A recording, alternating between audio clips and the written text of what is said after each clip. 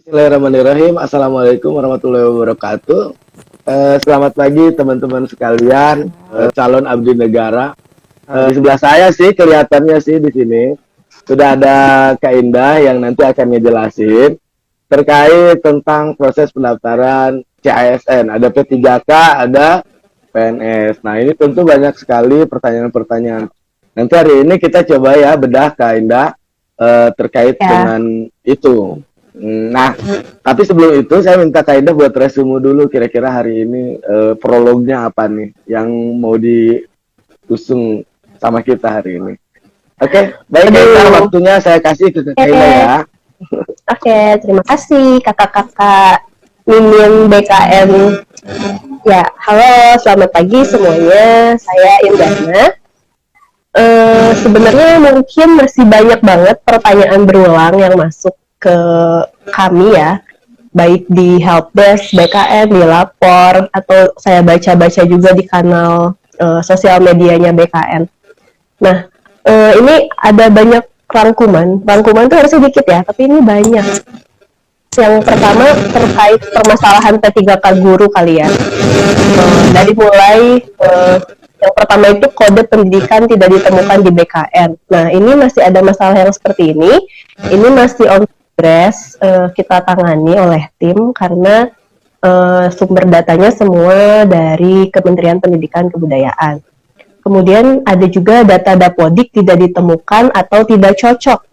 Nah, ini juga permasalahannya ada di data di Kemendikbud. Jadi kalau teman-teman dapat notif seperti itu, bisa konfirmasi dulu ke helpdesk-nya Kemendikbud karena sistem SSCASN ini sudah terintegrasi langsung dengan Kemendikbud. Kemudian, nah, kalau THK 2 tidak ditemukan, nah itu baru ke BKN, karena yang mempunyai data THK 2 itu ada di kami di BKN. Jadi, itu biasanya karena tidak ada memang datanya, atau tanggal lahir ataupun nama tidak cocok. Jadi, tanggal lahir yang ada di database kami, K2 itu sudah lama ya database-nya, jadi sejak 2013 atau 2011, saya lupa. Nah, itu mungkin datanya sudah salah gitu dari dulunya. Jadi, itu harus diperbaiki dulu datanya di kami. Nah, itu bisa menghubungi dulu ke helpdesk. Lalu, formasi tidak ditemukan. Nah, ini bisa jadi karena pendidikan dengan SE-Dikbud itu tidak match. Jadi, lokasi yang diinginkan tidak ada. Nah, kemudian ada yang ini paling banyak ditanya ini. Kalau lulusan PPG, belum pernah menjadi honorer, lalu guru honorer swasta, daftarnya sampai akhiri nggak? Iya dong, kalau enggak nanti tidak terdaftar jadinya ya, malah nggak bisa ikut tes sama sekali. Jadi memang harus sampai resum, harus sampai akhiri, harus sampai keluar kartu pendaftaran. Seperti itu, yang P3K guru. Terus ada juga yang saya rangkum ini, dibantu teman-teman yang lain juga kemarin, ada status kawin. Nah, di SSCSN ini cuma ada statusnya kawin dan belum kawin. Lalu kalau status di KTP-nya sudah cerai mati atau cerai hidup, pilih yang mana? Itu kan pertanyaannya. Pilih aja yang belum kawin, nggak apa-apa. Nanti diperbaiki bisa, jika sudah lulus, diperbaiki saat pengisian DRH. Nah, kalau sudah menikah, tapi di KTP belum update datanya, gimana? Pilih yang mana? Pilih aja yang kawin, jadi memang status terakhirnya bagaimana gitu. Jadi pilih aja yang kawin. Aku potong sebentar, meskipun dia kedudukannya di KTP-nya tulisannya belum kawin, tapi pada kenyataannya udah kawin. Yang ditulis? Ya, kawin aja. Udah kawin aja. Tuh kan, disaranin cepet-cepet kawin. Karena kan data yang sebenarnya ya.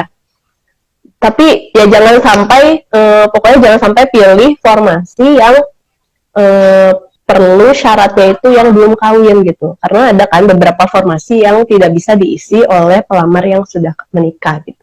Jadi itu yang perlu dibaca lagi, ditekankan sekali lagi, baca baik-baik setiap pengumuman instansi, persyaratannya apa aja. Karena ada beberapa formasi yang memang tidak boleh kalau statusnya sudah menikah.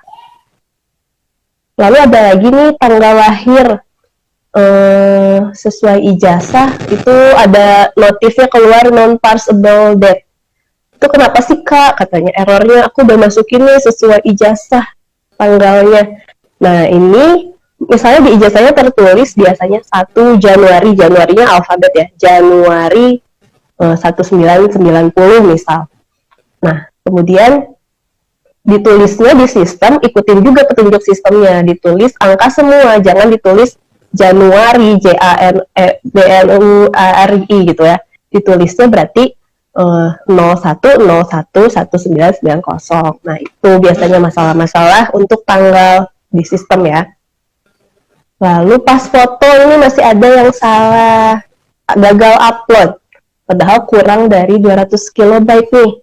Nah, dilihat lagi, di situ udah ada juga petunjuknya bahwa pas foto ini juga harus lebih dari 100 kilobyte. Ini kenapa sih? Kita biar menghindari size-size yang terlalu kecil, jadi nanti pas fotonya tidak terlihat rumek gitu kan, nanti nggak bagus ya kelihatannya. Dan pas foto ini juga nanti digunakan saat tes CAT, karena nanti ada apa tuh mereka sebutnya, recognition gitu ya, face recognition-nya. Lalu apa lagi ya? Oh, lulusan tahun 2021 ada 2 nomor ijazah. Mana yang dimasukkan? Samain aja seperti tahun sebelumnya, lulusan tahun sebelumnya pakai nomor ijazah universitas atau lembaga. Tuh. Ini juga nama, permasalahan nama. Kemarin udah dibahas ya oleh Mbak Alia, tapi yang kemarin dibahas itu nama ijazah. Nah, yang sekarang ditanyain itu nama KTP. Jadi di SSCSN itu kita ada penginputan nama itu nama KTP dan nama sesuai ijazah tanpa gelar. Jadi, nama KTP ini diisikan saja nama sesuai KTP. Nggak masalah sebenarnya mau dimasukin gelarnya atau tidak. Yang nama KTP ya, nama KTP. Untuk nama ijazah tanpa gelar sudah jelas ditulis di situ, berarti yang ditulis hanya namanya saja, tanpa gelar. Jadi ada 2 pengisian nama, mohon dicermati baik-baik dan dibaca juga keterangan di sistemnya. Jadi banyak pertanyaan yang masuk itu sebetulnya jawabannya sudah ada di situ tulisannya ya. Jadi tolong dibaca baik-baik oleh para calon pelamar. Ini TOEFL katanya. TOEFL beberapa instansi boleh pakai prediction Kak, tapi nggak ada pilihannya katanya di sistem. Ya pilih aja yang TOEFL, nggak apa-apa. Nanti kalau memang lucu ya, kalau memang nanti diizinkan instansinya pakai yang prediction ya nanti kan diverifikasi oleh instansi berarti divalidkan gitu. Nah ini ada info terbaru terkait akreditasi karena ternyata sejak tahun 2020 ada peraturan BANPT nomor 1 tahun 2020 itu peringkat akreditasi atau peringkat terakreditasi itu berubah menjadi unggul, baik sekali, dan baik ya. Jadi kalau di sistem kan masih pilihannya A, B, C, dan lainnya gitu. Nah, kemarin malam udah kita diskusikan dan coba dicek sistemnya sekarang itu sudah ada pilihannya. Jadi A itu atau unggul, B baik atau baik sekali, dan C atau baik. Dan masih ada pilihan lainnya.